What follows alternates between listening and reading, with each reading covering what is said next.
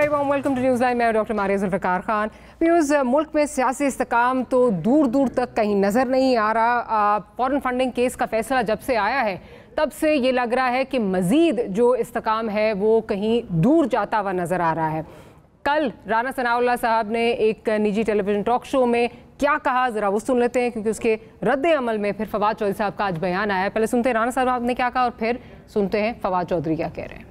अगर इन्होंने तहकीकात में कोऑपरेट न किया तो कानून इस बात की इजाज़त देता है कि इनको गिरफ्तार किया जाए। अगर इंक्वायरी में जो है वो कुछ चीज़ें ऐसी सामने आई कि जिनके ऊपर इनका जुर्म साबित होता हुआ, बाकायदा FIR दर्ज होगी, मुकदमा दर्ज होगा और उस मुकदमे में इनको गिरफ्तार किया जाए। अच्छा जी, अब रद्द अमल में अब से कुछ देर पहले जो है वो फवाद चौधरी साहब ने एक प्रेस कॉन्फ्रेंस की और उन्होंने क्या कहा, ज़रा वो भी सुन लेते हैं। 25 मई के वाक़यात हैं, उनके ऊपर मुख्तलिफ FIRs की एप्लीकेशंस जो हैं वो आ रही हैं। हमने फैसला किया है कि एक इकट्ठी जॉइंट इन्वेस्टिगेशन टीम जो है वो क्रिएट की जाए। उसमें जो राना सनाउल्लाह है उनको नामजद किया गया है, उसमें अता तारड़ नामजद हैं, हमजा शहबाज उसमें नामजद हैं, अहमद मलिक साहब मेरे दोस्त हैं वो नामजद हैं। इन तमाम लोगों को पंजाब पुलिस जो है वो इस जॉइंट इन्वेस्टिगेशन टीम में तलब करेगी और हमें उम्मीद है, जिस तरह राना साहब को हमसे तवक्को है कि हम FIA से ताउन करेंगे, हमें उम्मीद है कि राना साहब और अता तारड़, अहमद मलिक, ये जो है ये इस्लामाबाद में नहीं छुपेंगे और ये जाके इन्वेस्टिगेशन में शरीक होंगे। जी, मेहमानों को तारुफ आपसे कराती चलूँ। मोहसिन बेग साहब हमारे इस्लामाबाद स्टूडियोज़ में हमें ज्वाइन कर रहे हैं, सईद काजी साहब लाहौर से हमारे साथ कनेक्टेड हैं और साथ ही साथ नज़ीर लगारी साहब हमें कराची से ज्वाइन कर रहे हैं। तो बेग साहब आपसे शुरू करती हूँ। अब जिस तरह जो आपने सुना प्रेस कॉन्फ्रेंसेस का एक सिलसिला शुरू हुआ है, इधर FIA जो है वो हरकत में आएगा, वहाँ पंजाब पुलिस हरकत में आएगी, तो टिट फॉर टैट वाली सियासत चल रही है। इसमें सबसे जो बेड़ा गर्क होगा वो मुल्क की मईशत का होगा, क्योंकि अदम इस्तेकाम जब तक रहेगा तब तक मईशत तो नहीं संभलेगी। कैसा देख रहे हैं आप? बहुत शुक्रिया। बेसिकली जो लोग भी इस पाकिस्तान में अदम पॉलिटिकल स्टेबिलिटी नहीं आने दे रहे, उसकी बेसिक जो प्लानिंग है वो यही है कि कभी भी पाकिस्तान स्टेबल ना हो। देखें, इस मुल्क को मिलिटरीली आप कोई डैमेज नहीं कर सकते, क्योंकि हमारे जो रियासत के इदारे हैं, ये दफाई इदारे हैं, उनके हाथ में है ये चीज़ें और वो मजबूत हैं। एक चीज़ थी जिसकी वजह से आप इस मुल्क को डाउन कर सकते हैं, वो मईशत है और पॉलिटिकल अनस्टेबिलिटी है। बिल्कुल। और खान साहब उस साजिश का हिस्सा है, मैं बहुत अरसे से कह रहा हूँ। और अभी भी आप देख लीजिए कि जैसी हल्का सा ये मुल्क स्टेबल होने लगता है मईशत के लिहाज से, देखें डॉलर नीचे आ गया, आपकी स्टॉक मार्केट ऊपर चलेगी, थोड़ा सा कॉन्फिडेंस आया बिजनेस कम्युनिटी में, आपने साथ ही दोबारा जलसों जुलूसों का ऐलान कर दिया। और ये जो बात करना कि जी पंजाब और फेडरल, ये मुल्क के ख़िलाफ़ है, ये फेडरेशन, ये इस मुल्क की सालमियत के ख़िलाफ़ है। वो इंटीरियर मिनिस्टर है। हाँ, उन्होंने थोड़ी सी नरमी दिखाई, उन्होंने थोड़ी सी, मैं समझता हूँ नून लीग की गवर्नमेंट ने बुज़दिली दिखाई, वरना पहले दिन से ही खान साहब के ऊपर, जिस तरह खान साहब लोगों पे फेक केसेस बना रहे थे, पकड़ दकड़ का अपने ओपोनेंट्स के ऊपर चीज़ों का सिलसिला जारी था, ये उसके ऊपर जायज़ एक दो केस जो बनते हैं, आज भी बनते हैं। मतलब तैयबा गुल वाला केस क्रिमिनल है, आपने उसको 1.5 महीने जो है प्राइम मिनिस्टर हाउस में बंद करके रखा और उससे अपनी मर्जी के काम लिए और उसके तहत आपने ब्लैकमेल किया उस शख्स को जो नैब का चेयरमैन था। तो ये चीज़ें जब इन्होंने, लेकिन वो लिहाज नहीं कर रहा, वो डिस्ट्रक्शन की तरफ जा रहा है। आप उनके बयान देख लीजिए, अगस्त में हम ये कर देंगे, बढ़के हमारी जो स्टॉक मार्केट है, हमारी बिजनेस कम्युनिटी है, हमारी जो इस्तेहकाम है मईशत में, उसको डैमेज करती हैं। तो ये शख्स चाहता ही नहीं कि पाकिस्तान में इस्तेहकाम हो, पाकिस्तान में बिजनेस। देखें, ये इतना बड़ा मुल्क है, 25-26 करोड़ लोग इसमें रहते हैं। अगर ये स्टेबल नहीं होता, खुदा ना खास्ता, तो ये मुल्क चलेगा कैसे? तो इस शख्स को समझाने की ज़रूरत है कि जिस साजिश का आप हिस्सा हैं, और कुछ लोग इसके साथ नादानी में शामिल हैं, उनको असल हकायक नहीं पता कि ये करना क्या चाहता है इस मुल्क के साथ। अब आप देखें इलेक्शन, 5 सीटों पे मैं खुद इलेक्शन लड़ूंगा, 9 सीटों पे, ठीक है जी, आप लड़ नहीं सकते, आपने बयान दाग दिया है। मतलब हर बात पे आप झूठ पे झूठ बोल रहे हैं, आप कौम को इतना वर्गला रहे हैं कि कौम एक ऐसे हजियान में, इसके जो फॉलोअर्स हैं वो मुब्तला हैं कि वो दूसरों को बात सुनने के लिए तैयार ही नहीं। ये कभी नहीं हुआ। और आर्गुमेंट जहां खत्म होता है वहां लड़ाई शुरू होती है ना जी। ये आर्गुमेंट की टेबल पे बैठना नहीं चाहता, ये लड़ाई चाहता है, ये फसाद चाहता है, ये चाहता है कि ये मुल्क डिस्टेबलाइज हो, इस हद तक हो कि ये श्रीलंका की जो मिसालें दे रहे हो अल्हम्दुलिल्लाह वो ऐसा नहीं होगा, लेकिन इस शख्स के जितने भी इकदाम हैं आप अगर उसको फॉलो कर लें तो वो डिस्ट्रक्शन ऑफ पाकिस्तान है। अच्छा सईद काजी साहब, आप क्या देख रहे हैं, ये कितना डेंजरस है मुल्क के लिए? बिकॉज एक तरफ आपको विफाक नज़र आ रहा है, दूसरी तरफ आपकी जो सूबे हैं, इस दफ़ा तो पंजाब और केपी दोनों में पीटीआई की हुकूमत है, तो वो लगता है कि आमने सामने जो है वो नज़र आएंगे। और मुझे वो मंजर याद आ रहा है जो अटक के ब्रिज पे हो रहा था कि यहाँ से विफाक में एंटर नहीं होने दिया जा रहा था, वहाँ से केपी से उस वक्त के जो चीफ मिनिस्टर हैं वो आने की कोशिश कर रहे थे। सो मुझे लगता है ये फिर से उसी तरफ जो है वो चीज़ें गामजन है, और इससे again at the expense of reputation कोई स्टेबिलिटी तो नहीं हम एक्सपेक्ट कर सकते, इंस्टेबिलिटी मजीद बढ़ेगी। डॉक्टर साहबा, एक तो मुझे तो यूं लगता है कि फेडरल गवर्नमेंट पैनिक हो गई है। ये जो पंजाब के रिजल्ट्स आए हैं उन्होंने इनकी नींदें उड़ा दी हैं। दूसरा, ये बात ठीक है, मगर मैं आपको बता दूं पाकिस्तान की इकॉनमी एक कैसीनो इकॉनमी है। कैसीनो इकॉनमी में कुछ 10, 15, 20, 50 लोग होते हैं जो गिरा भी देते हैं, उठा भी देते हैं, डॉलर गिरा भी देते हैं और उठा भी देते हैं। और उसमें ये कोई इंडिकेटर, रियल इकॉनमी जो होती है वो आपकी मैन्युफैक्चरिंग होती है जो तेजी से बंद हो रही है।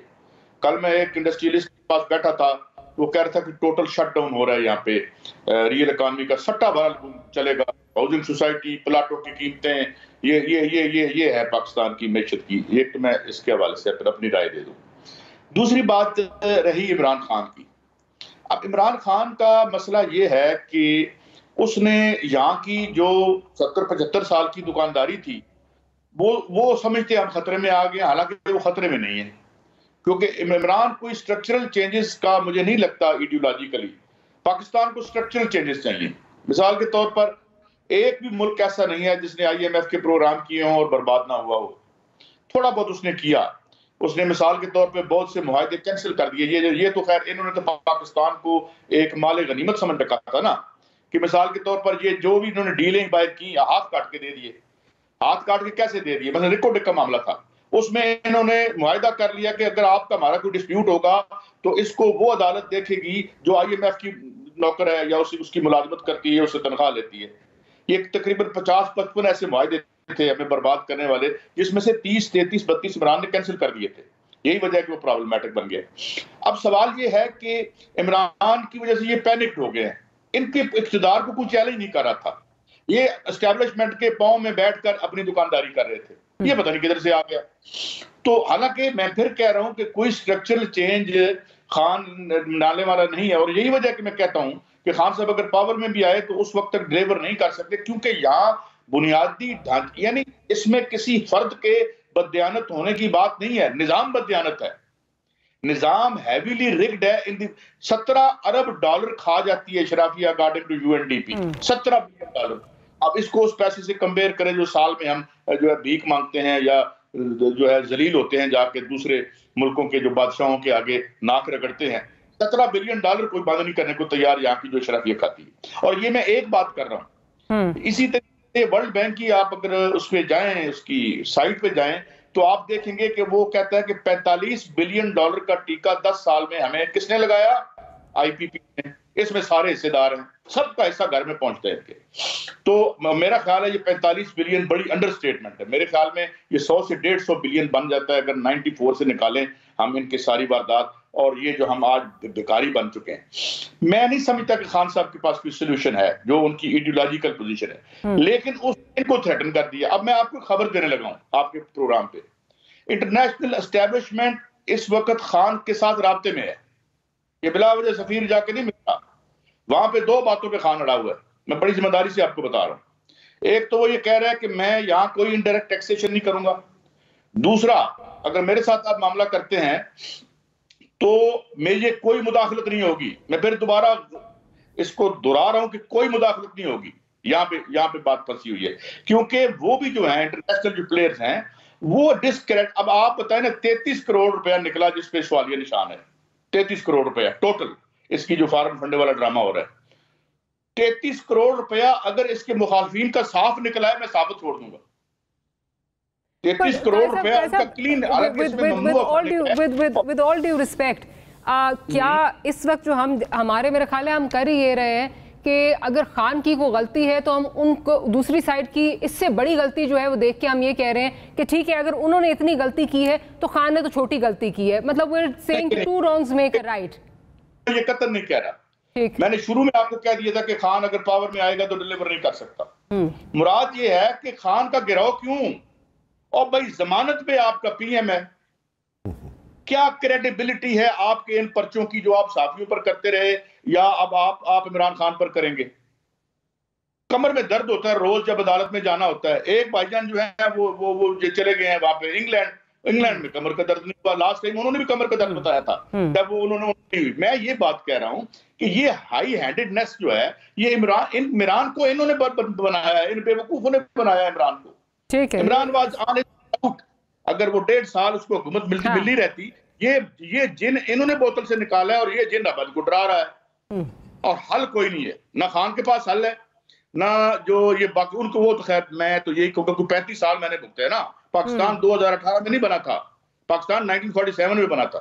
खान ने की जो डिस्पेंसेशन थी वो भी ऑप्रेसिव थी, एंटी पीपल थी और प्रो रिच थी। लेकिन सवाल ये है कि यार ये कौन लोग हैं? देखिए ना, मिसाल ये है कि इनकी क्या क्रेडिबिलिटी है? ये मॉडल टाउन वालों की क्रेडिबिलिटी क्या है? मॉडल टाउन का जो मैसेकर हुआ था। तो मैं ये कह रहा हूं कि खुदा का वास्ता, ये बेग साहब ठीक कह रहे हैं कि यार आप ठीक अपनी राय है, हर बंदा अपनी राय रखे। मैं राना सनाउल्लाह साहब को एक दिन प्रोग्राम में अर्ज की कि हजूर ये हम तय कर लेंगे कि ये इसको मुल्क को बर्बाद करने में किसका कितना हिस्सा है। यार आज बैठ के कोई एक हाई पावर्ड इकोनॉमिक कमेटी बनाओ, इंडिपेंडेंट इकोनॉमिस्ट जो मुलाजिम ना हो IMF और वर्ल्ड बैंक के, और मालियाती इदारों के कंसल्टेंट ना हो जो बोलते नहीं यार टीवी पे आके सच। मैं तो बैठ के यार हमें स्क्वैग मायर से निकालो, मुल्क तो थोड़ा भी है, लेकिन उनका मुल्क कैसे हो सकता है जो यहाँ अपने पैसे न रखते हो, जो यहाँ प्रॉपर्टी न रखते हो, जो इसको माल गनीमत करते हैं और लेके उधर जाए। तो ये इमरान खान की अजमत कम, और उसके सामने जो लोग हैं उनका पस्ता कद जो है इमरान को बड़ा किए जा रहा है। रोज भुट्टो के साथ यही करते थे। भुट्टो की वालदा मोहतरमा के बारे में बातें की, बेनजीर भुट्टो साहिबा के बारे में इन्होंने गंदी कैंपेन चलाई। तो ये इससे कुछ होने वाला नहीं है, इन्हें तुम्हारी जान नहीं छड़नी। ही विल कम बैक अगर ही स्टेज अलाइव। और ये बात अहम है कि he is in contact with the international financial and political establishment. That's why साजिश का हिस्सा। तो वो बेग साहब कह रहे हैं, यही तो हम कह रहे हैं, ये साजिश का हिस्सा है। जो साजिश का हिस्सा बाकी वाले नहीं है।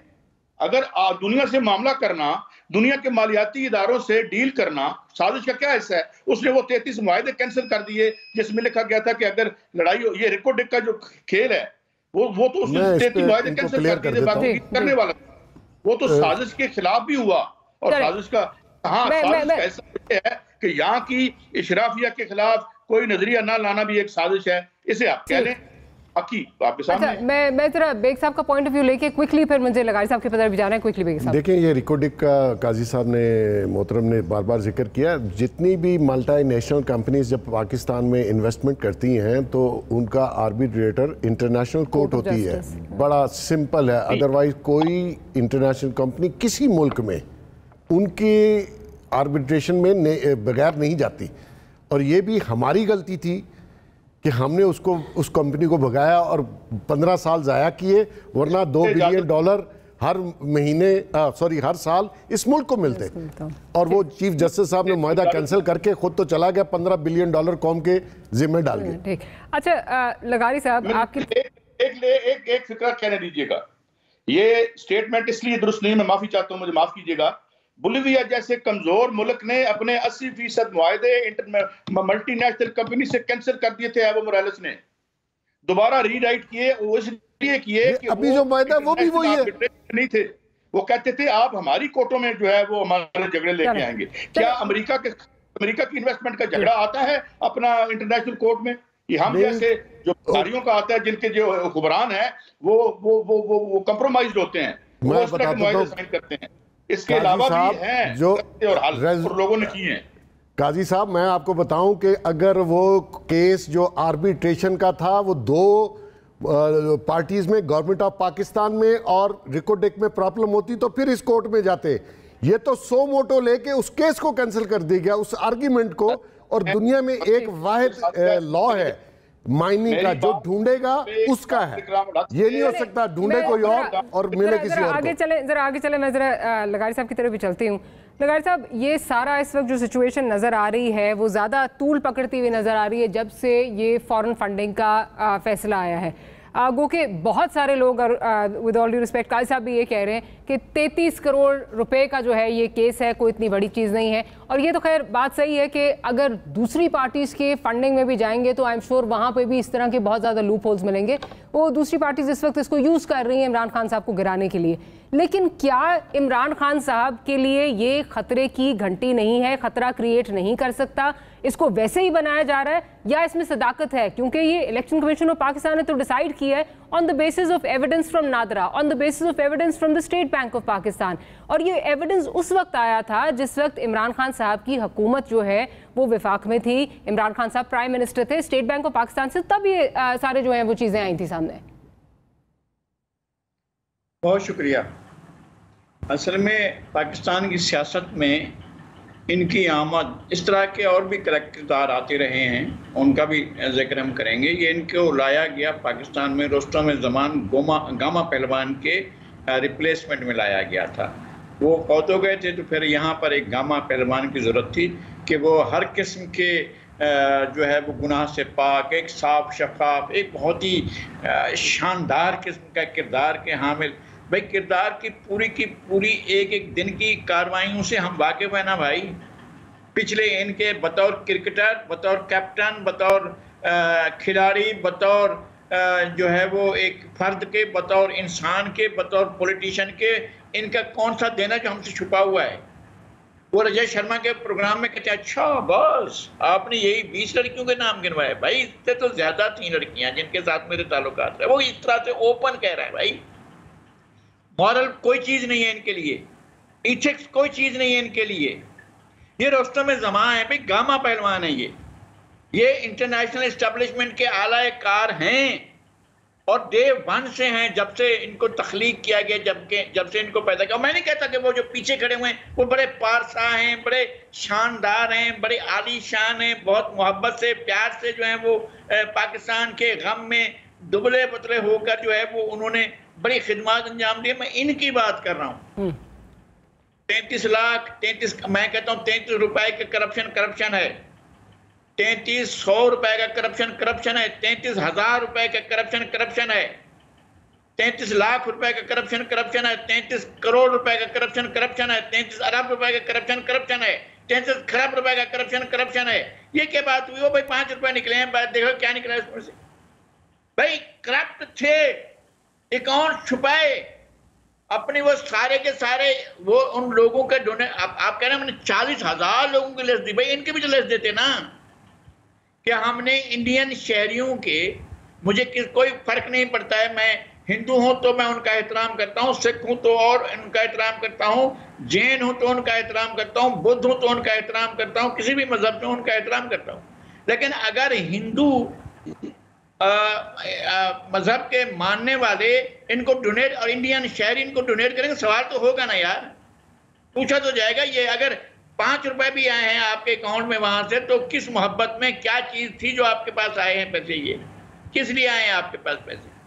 यानी कहते यार मिट्टी पाओ, छोड़ो ना, आप पाबंदी तो लगा नहीं सकते, आपको लगानी नहीं चाहिए, आप इसको बैन तो कर नहीं सकते, करना भी नहीं चाहिए, आप इसको नाहल तो करार नहीं दे सकते, करना भी नहीं चाहिए। बावाए कौम थे जो लोग, जिन लोगों ने जो भी उस वक्त के एनवायरनमेंट में, उस वक्त के माहौल में मुल्क को बनाया था, वो कौन थे? और उनकी ईमानदारी पर कम से कम मुझे शक नहीं। मैं एक फजल हक को बेईमान नहीं समझता हूं, लेकिन इस स्टेट ने उसे बेईमान कहा, उसे गद्दार कहा, उसे करप्ट कहा। वो जो मजदूर किसान पार्टी का सरबराह था बंगाल में, ईस्ट बंगाल में, और ईस्ट और वेस्ट का दोनों का वो मुंतखब आदमी था, सोहरवर्दी मुंतखब आदमी था। आपने कहा चोर है, आपसे आप आदमी ज्यादा था, आपने कहा चोर है। भाई हम नहीं मानते। ये एक पारसा ढूंढ कर लाए हैं आप, बहुत शरीफ और नफ्स, और जिसकी शराफत जो है पूरे इंडिया, पाकिस्तान, अमेरिका, बरतानिया में हर जगह पर उनके रिकॉर्ड बजते हैं, और सारे के सारे होटल जो चलते हैं वो इन रिकॉर्डों की वजह से चलते हैं, वो जो बज रहे होते हैं। क्या एक बहाना बनाया जाता है, भाई कोई हाथ नहीं लगा सकता, इसको तो पूछ ही नहीं सकता, भाई इससे तो कोई हिसाब नहीं ले सकता, इसकी तरफ जाना भी नहीं चाहिए, इनकी पार्टी के बारे में क्वेश्चन भी नहीं करना चाहिए। ये तो पीटीआई बढ़ चढ़ के बात कर रही है। फवाद चौधरी साहब क्या कह रहे हैं, जरा वो सुनवा देती हूँ आपको। आप बिल्कुल ठीक कह रहे हैं, क्या कह रहे हैं फवाद चौधरी साहब, जरा सुनवा दें। किस माई के लाल में जरूरत है कि इमरान खान को डिस्क्वालीफाई करें? इमरान खान के बगैर पाकिस्तान की सियासत क्या है? ये तो 1 वर्सेस रेस्ट है। इमरान खान है और मुकाबले में ये सारे जोकर इकट्ठे हुए हैं। तो क्या पाकिस्तान में आप 1 पार्टी सिस्टम बनाना चाहते हैं? अगर पाकिस्तान के अंदर जमहूरियत है तो इमरान खान से मुकाबला करना पड़ेगा। इलेक्शन सिर्फ आप इसलिए नहीं करा रहे कि आप समझते हैं कि आज इमरान खान के साथ मुकाबला होगा, वो 2/3 मेजॉरिटी जीत जाएगा। ये तो कोई बात ना हुई कि आप इसलिए इलेक्शन ना कराएं कि इमरान खान इलेक्शन जीत रहा है इसलिए हम इलेक्शन नहीं करा रहे, विकेटें उठा के भाग जाओ। अच्छा लगाई साहब, किसी माई के लाल में हिम्मत है तो डिस्क्वालीफाई करके दिखाए। साथ साथ जमहूरियत की भी बात हो रही है, मतलब जहां जमहूरियत सूट करती है, डेमोक्रेसी सूट करती है, वहां आप उसका नाम लेते हैं। साथ साथ आप जो है वो ब्लैकमेल भी कर रहे हैं कि जी हम आपकी बात नहीं मानेंगे। वही सिस्टम अगर आपको डिस्क्वालिफिकेशन की तरफ इजाजत देता है, लेके जा रहा है, तो उसको आप मानेंगे नहीं। देखिए फिर आपको मुझे कह रही है लगारी साहब अपनी बात कंप्लीट कर लें, मैं बेग साहब की तरफ जाती हूँ। आ रही हूँ कायद साहब आपकी तरफ आती हूँ। मैं सिर्फ एक जुमला कहता हूँ, मुझे बेग साहब की बात में बिल्कुल रखना नहीं डालना है, मैं बिल्कुल उनकी बात नहीं रोकना चाहता हूँ। मैं सिर्फ ये कह रहा हूँ कि आज से 5 साल बाद ये प्रोग्राम, जाहिर है आज तो ये रिकॉर्ड में रहते हैं और हर जगह पर मौजूद भी होते हैं, तलाश भी किया जा सकता है। मैं फिर 5 साल के बाद आपसे बात करूंगा जब ये सारी फिजा नहीं होगी, और उस वक्त ये फवाद चौधरी कहाँ पर होंगे, और 5 साल पहले फवाद चौधरी कहाँ थे, और उससे पहले कहाँ थे, और उससे पहले कहाँ थे। भाई ये ढोल इनके गले में डाल दें, किसी के लिए भी कहें, बजाते ही ना यार, इनका काम है ढोल बजाना, बजाते रहेंगे। ठीक बेग साहब, क्या ओपिनियन आपका इसमें? मतलब इस वक्त तो जो डेस्परेशन, ठीक है फेडरल गवर्नमेंट डेस्परेट नज़र आ रही है, जो इलेक्शंस लूज किए हैं उसके बाद नज़र आ रही है, लेकिन जो डेस्परेशन पीटीआई के कैंप में है, उनको लगता है और कह भी रहे हैं खान साहब कि मुझे टेक्निकल नॉकआउट की तरफ जो है लेके जाया जा रहा है। लेकिन ये इंतशार की तरफ जो जा रहे हैं, जो अब 18 की भी कॉल दी हुई है, माजद 14 की कॉल दी हुई है, 18 को उनकी हेयरिंग है, वो तो सारी चीज़ें उसी तरफ नज़र आ रही हैं। देखें मैंने आपको पहले ही कहा था कि ये शख्स जो है ये डेमोक्रेट माइंड नहीं है, ये इंतशार के लिए आया है। ठीक है माजी में जिस तरीके से इक़्तिदार में आए उस पर बहुत बहस हो चुकी है, वो अपने मुंह से भी कह चुका है कि किस तरीके से वो इस्टेब्लिशमेंट और मतलब सब ने धोखा खाया पाकिस्तान में, क्योंकि बाय डिज़ाइन एक ऐसा शख्स को लॉन्च इस तरीके से किया गया जिसमें बहुत से लोग अभी भी धोखा खा रहे हैं पाकिस्तान में और बिलीव कर रहे हैं। मकसद ये है, अभी भी इसने कहा कि यहाँ इलेक्शन या इनकलाब, इनकलाब आप जैसा बंदा लाएगा जिसका माजी इतना गलीज हो, जो झूठ पे झूठ बोलता हो, ज़कात और चोरी का माल खाता हो, और उसकी नज़र और नीयत में ही, अल्लाह की कसम, नीयत और नज़र दोनों में ही करप्शन है। वो किसी को देखता है तो बुरी नीयत से और किसी के माल पे नज़र है, ऐसा शख्स इनकलाब लाएगा। दूसरी बात यह है कि इलेक्शन, ये फवाद चौधरी साहब फरमा रहे 2/3 मेजॉरिटी, इलेक्शन होगा, पता चल जाएगा। इस वक्त इस कंडीशन में पाकिस्तान में मैं समझता हूँ इलेक्शन नहीं होने चाहिए, क्योंकि आपकी मईशत स्टेबल नहीं है। आप IMF और ये सारे प्रोग्राम्स का वेट कर रहे हैं, आप थोड़ा सा इसको स्टेबल कीजिए। कोई तूफान नहीं आ रहा, आप गवर्नमेंट पे थे 3.5 साल, 3.25 साल, आपने कौन सी तोपें चला ली, अब आप आएंगे तो क्या कर लेंगे? आप पिछले 3.25 साल का हिसाब नहीं दे रहे, उसकी कोई बात नहीं आप कर रहे, आप आगे से आगे चल रहे हैं, नया बयानियां लेके आ रहे हैं। भाई आपको मौका दिया गया था, आपने जो इस्लाहात लानी थी वो कहाँ गई, जो आपने स्ट्रक्चरल चेंज लानी थी वो कहाँ गई? कुछ नहीं हुआ। तो नजर आती ना उसकी कोई सिमत नहीं थी। सिमत ये थी कि डिस्ट्रक्शन करना है, इस मुल्क को, इकोनॉमी को डुबोना है, वो इन्होंने माशाल्लाह वो काम किया। अब आप देख लीजिए कि जो ये धमकियां दे रहे हैं ना, देखें जो बुज़दिल आदमी होता है वो ज़बानी जमाखर से आपको डराता है, फिजिकली खान साहब का सबको पता है कितने बहादुर हैं। बहादुर ना होते तो जाके KPK ना छुपते। अब ये तड़ियाँ लगा रहे पंजाब की फलाने को, राना सनाउल्लाह, ये वो। देखिए ये क्लैश जो है वो इकोनॉमी को कॉस्ट करता है, और ये जो दंगा फसाद और जलसा जुलूस है, इसका कोई मकसद मुझे बता दीजिए। आप 6 महीने इंतज़ार नहीं कर सकते, आप 1 साल इंतज़ार नहीं कर सकते। वो इसलिए नहीं कर सकते, इनको पता है कि 1 साल में मेरा सारा कुछ बाहर आ जाएगा। और अभी मैं आपको जो खबर दे रहा हूँ वो ये है कि जो FIA ने प्रोब शुरू किया, जैसे आपने अपनी इंट्रो में कहा कि इलेक्शन कमीशन जो है इन्वेस्टिगेशन एजेंसी नहीं है, उन्होंने हेल्प ली FBR से, उन्होंने हेल्प ली नादरा से, उन्होंने स्टेट बैंक से। अब मैं आपको बताता हूं, जो ये तो वो अकाउंट है जो 2012 तक थे, और उसके बाद असल माल तो उसके बाद आया इनके पास, और पाकिस्तान में बहुत लोगों ने कैश दिया, ठीक है जी, जिनको मैं बहुत सारी तादाद बिजनेस कम्युनिटी को जानता हूं। अब बिल्कुल मैं आपको राइट बता रहा हूं कि बहुत से अकाउंट इन्होंने खुलवाए जिसमें फॉरेन रेमिटेंस आई, एक दिन खुलवाया, 2 दिन के बाद फॉरेन रेमिटेंस मंगवाई, और फिर उसको कैश निकाल के अकाउंट बंद कर दिया। इलेक्शन कमीशन के पास कोई ऐसा नहीं था कि जो बंद अकाउंट्स हैं उनको चेक कर सके, और स्टेट बैंक ने भी वही अकाउंट्स दिए जो ऑपरेटिव थे, जो खुले हुए थे। FIA ये इन्वेस्टिगेट कर सकती है कि इन्होंने कितने अकाउंट बंद करवाए और उन कितने अकाउंटों में कितना माल आया और वो कहां गया। ये जो कह रहा है जी सर्टिफाइड, मुझे तो पता नहीं था, मैंने तो दस्तखत कर दिए, भाई कमाल है। एफिडेविट सर्टिफिकेट ये तो मतलब अच्छा, एक और काम है। एक बार आपको पता चल गया, अकबर एस बाबर ने आपके खिलाफ ये डाल दिया, आपने एक थर्ड ऑडिट कराया जिसमें आप फिर पकड़े गए, जो ऑडिटर की रिपोर्ट। क्रिकेट वाला कैसे आपको नहीं पता है मिलियंस ऑफ पाउंड। लेकिन आप वो मुसलसल गलती करते रहे, वो एफिडेविट, वो सर्टिफिकेट आप बार बार हर साल साइन करते रहे, ये कैसे हो सकता है। और इग्नोरेंस इतनी तो नहीं हो सकती ना कि जी आप हर साल वही काम करें और हर साल वही गलती करें और फिर आप कहेंगे जी ये तो 33 करोड़ है।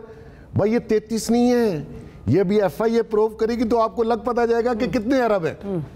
और जो पाकिस्तान, अच्छा दूसरी बात ये है कि आप अपने जो अखराजात कर रहे हैं, मैं नाम नहीं लेना चाहता जहाँ से इसको पैसा आया, लेकिन कोई स्टेज आएगी तो इंशाल्लाह वो भी इन्वेस्टिगेशन खुल जाएगी।